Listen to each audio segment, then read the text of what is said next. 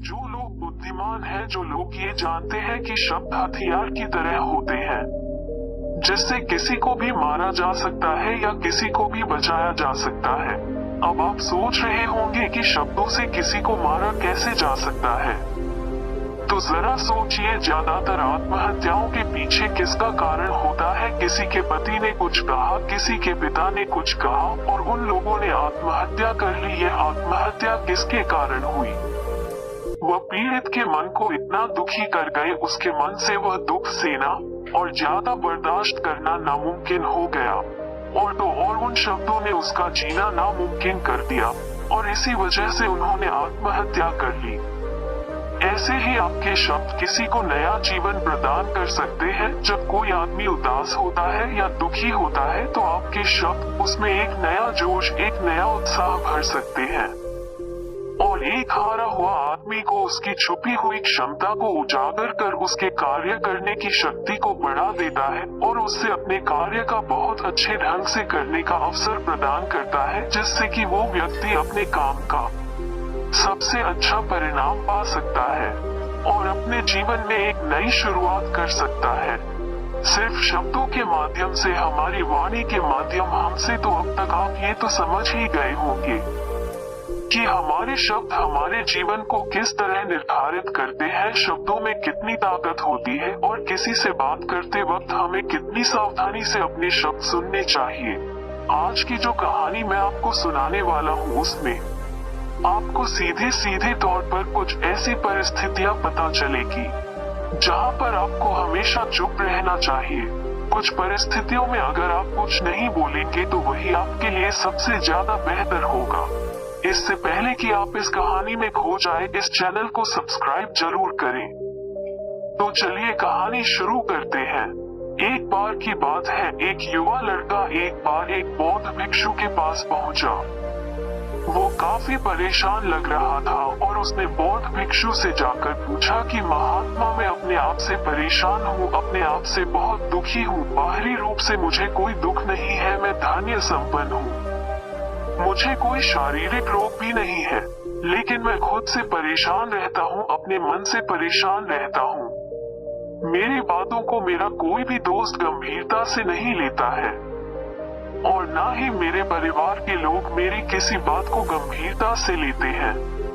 मैं जो कुछ भी सलाह देता हूँ या तो वो उसे मजाक में उड़ा देते हैं या फिर उसे गंभीरता से लेते ही नहीं है। मेरी बातों को कोई गंभीरता से क्यों नहीं लेता है? कोई क्यों मेरी बातों पर कोई अमल नहीं करता? कोई क्यों मेरी बातों में कोई रुचि नहीं दिखाता? क्या कारण है? कृपया मुझे बताने का कष्ट करें और मेरे मन के इस दुख को दूर करें। ये सुनकर बौद्ध भिक्षु ने कहा कि आज सुबह मैं स्वचालित मन से ध्यान करके वापस आ रहा था। रास्ते में कुछ कौवा काव काव कर रहे थे और वहीं पर जब मैं चलता हुआ कुछ दूर आया तो मुझे एक मोर की मधुर आवाज सुनाई दी। ये सुनकर अचानक मेरे मन में ख्याल आया कि गांव में कौवा कितना काव काव करते हैं, कितना बोलते रहते हैं, लेकिन कोई भी प्राणी इनको, इनकी आवाज को पसंद नहीं करता। और दूसरी तरफ मोर हमेशा सही परिस्थिति के हिसाब से बोलता है। जब भी बारिश होने की आशंका होती है, ऐसे में मोर अपनी मधुर आवाज से गाता है, जो सभी को प्रिय होता है, सभी को अच्छा लगता है। ऐसे ही अगर इंसान सही परिस्थिति के हिसाब से सही शब्द बोले, सही वाणी बोले, तो वही वाणी दूसरों के लिए संगीत हो जाती है, संगीत बन जाती है और दूसरे लोग तुमसे सम्मोहित हो जाते हैं और वहीं पर तुम्हें सब लोग गंभीरता से लेने लगते हैं। और दूसरी तरफ अगर तुम यूं ही बेफिजूल ऐसे ही बोलते रहते हो, बिना किसी बात के बोलते चले जाते हो, तो फिर तुम्हें कोई गंभीरता से नहीं लेता। तुम उस कौवा की भांति हो जाते हो जिसकी वाणी कोई पसंद नहीं करता। और बात में तुम्हें दुख होता है कि तुम्हें कोई गंभीरता से क्यों नहीं लेता। इसीलिए अपने शब्दों को बुद्धिमानी के साथ इस्तेमाल करना सीखो। अगर तुम नहीं खाओगे तो समाज में तुम्हें कोई सम्मान या कोई गंभीरता से नहीं लेगा। ये सुनकर लड़का बोला कि महात्मा, मैं जानता हूँ कि मैं ज्यादा बोलने की बीमारी से ग्रस्त हूँ, मुझे इतना नहीं बोलना चाहिए, लेकिन मैं अपने आप पर काबू नहीं रख पाता और न ही मैं इतना बुद्धिमान हूँ कि मैं अपने शब्दों को नाप तोल बोल सकूं। मैं तो किसी से बात करते वक्त इतना सोचता भी नहीं कि मुझे अपने शब्द किस तरह इस्तेमाल करने हैं। कृपया करके कुछ ऐसी परिस्थितियां बता दीजिए जहां पर मुझे कम बोलना है या फिर बोलना ही नहीं है, हमेशा चुप रहना है।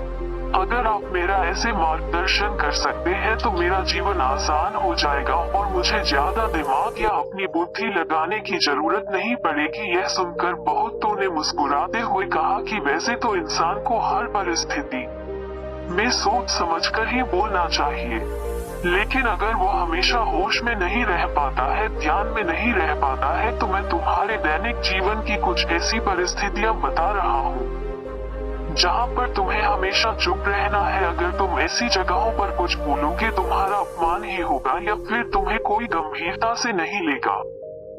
सबसे पहली जगह है या यूं कहे कि परिस्थिति जहाँ पर इंसान को हमेशा चुप रहना चाहिए, तो वो है जब किसी ऐसे विषय के बारे में बातचीत हो रही हो जिसके बारे में आपको कोई जानकारी ही नहीं है। तो ऐसी परिस्थिति में व्यर्थ ही बीच में टांग अड़ाकर अपना ज्ञान देना सही नहीं है। आपको कुछ पता नहीं है लेकिन फिर भी आप अपना ज्ञान देने के लिए उत्सुक हैं, तो ऐसी जगह पर आपका अपमान ही होगा। जरा तुम खुद सोचो, जब कोई बीमार आदमी अपनी बीमारी के बारे में चर्चा कर रहा हो और आपको औषधियों के बारे में कोई भी ज्ञान ना हो, लेकिन फिर भी आप बेकार में उसे ऐसी ऐसी औषधियां बता रहे हैं जिनका उसकी बीमारी से कोई तालमेल ही नहीं है, तो ऐसे में आप अपनी प्रतिष्ठा अपने हाथों से गवा रहे होते हैं और आपको पता ही नहीं होता। ऐसी परिस्थिति में आदमी को हमेशा सुनना चाहिए। ध्यान से सुनना भी एक कला होती है। अगर आप सुनने का दिखावा करेंगे तो कहीं ना कहीं सामने वाले आदमी को यह एहसास हो जाता है कि मेरी बात पूरे ध्यान से नहीं सुन रहा है। इसीलिए जब आप दो किसी विषय के बारे में पूरी तरह से जानकारी ना हो तो वहाँ पर केवल अपने कान लगाना ही ज्यादा महत्वपूर्ण होता है, ज्यादा जरूरी होता है। आप उस इंसान की बातें ध्यान से सुन सकते हैं और इसी दौरान आप दोनों के बीच एक संबंध पैदा होगा और वो संबंध सच्चा होगा क्योंकि आपने उसकी बातों को बड़े ही ध्यान से सुना है और इस बात का पता सामने वाले व्यक्ति को भी होता है। तो हम बिना कुछ बोले सिर्फ सुनने मात्र से ही किसी को अपना दोस्त बना सकते हैं। इस बात को हमेशा ध्यान में रखना। दूसरी जगह जहां इंसान को हमेशा चुप रहना चाहिए, खाना खाते वक्त। खाना इंसान को हमेशा चुप रहकर खाना चाहिए, मौन रहकर खाना चाहिए। महात्मा बुद्ध और उनके भक्त तो हमेशा चुप रहकर भोजन करते हैं, शांत भाव से भोजन करते हैं, परिपूर्ण होकर भोजन करते हैं, पूरी तरह से करते हैं। एक एक टुकड़े का स्वाद लेकर भोज करते हैं और ऐसा भोजन जब आपके शरीर में पहुंचता है तो वो आपके अंत तक ऊर्जा पहुंचाता है। अक्सर हम भोजन करते वक्त कुछ ना कुछ बोलते रहते हैं, कुछ ना कुछ सुनते रहते हैं, लेकिन मौन रहकर उसका पूरा स्वाद लेकर उस भोजन को हम कभी नहीं करते। हम उस भोजन को करते वक्त आधे अधूरे ही रहते हैं और इसीलिए हमारा शरीर रोगों से ग्रस्त हो जाता है। जरा तुम खुद सोचो, एक बौद्ध भिक्षु हमेशा भिक्षा लेकर भोजन करता है और भिक्षा भी कितनी बिल्कुल मामूली सी, और वह भी एक वक्त की। तो एक वक्त भोजन करने के बाद भी इतने स्वस्थ रहते हैं, इतने उत्साह जोश और आनंद से भरे होते हैं। और हम तो इतना खाना खाते हैं, इतनी सारी भोजन की सामग्री हमारे लिए उपलब्ध होती है, लेकिन हमारे शरीर में कोई ऊर्जा नहीं होती। इसका सबसे बड़ा कारण होता है कि हम अपना भोजन होश में नहीं करते हैं, परिपूर्ण होकर नहीं करते हैं, मौन रहकर नहीं करते हैं। इसीलिए अपना भोजन हमेशा मौन रहकर ही करो। तीसरी जगह या यूं कहे कि परिस्थिति जहां पर अगर आपने चुप रहना सीख लिया तो इसका मतलब ये है कि आपने अपने ऊपर विजय हासिल कर ली। जी हाँ, गुस्से में शांत रहना या चुप रहना इतना आसान नहीं होता है। अक्सर हम गुस्से से भरकर कुछ ऐसे शब्द या अपशब्द बोल जाते हैं जिसका पछतावा हमें हमेशा रहता है, लेकिन जुबान से निकला हुआ शब्द कभी भी वापस नहीं हो सकता, उसको मिटाया भी नहीं जा सकता। अब वो जिंदगी भर हमारे दामन से जुड़ चुका है और वो गुस्से में बोला गया अब वो शब्द हमारे चित्त को समय समय पर बेचैन करता रहता है, दुखी करता रहता है। लेकिन गुस्से के बाद चुप रहना सीखना भी एक बहुत बड़ी कला होती है। गुस्से में आदमी का अपने ऊपर काबू कहाँ रहता है, अपनी इंद्रियों को वश में कहाँ रख पाता है। इसीलिए इस कला को आप सभी सीख सकते हैं जब आप गुस्सा भी होश में रहकर कर पाए। जब भी आपको गुस्सा आए, आपके दिमाग में सिर्फ एक ही बात आई कि मुझे चुप रहना है, मुझे किसी से कुछ भी गाली गलौज नहीं करना, किसी को कोई अपशब्द नहीं बोलना। और जब यह विचार गुस्से के साथ जुड़ जाता है और धीरे धीरे ही यह आदत बन जाता है, तो आप अपने गुस्से को भी काबू में करना सीख जाते हैं। जब भी कभी गुस्सा आए तो किसी को कुछ बोलने की बजाय कुछ शारीरिक व्यायाम करना शुरू कर दो। उछलना, भागना, दौड़ना, जाकर जिम करना, कुछ भी आप ऐसा व्यायाम कर सकते हो जिसमें आपका शरीर थक जाए। आप पाएंगे कि जब आपका शरीर से ज्यादा है तो आपका मन भी शांत हो जाता है।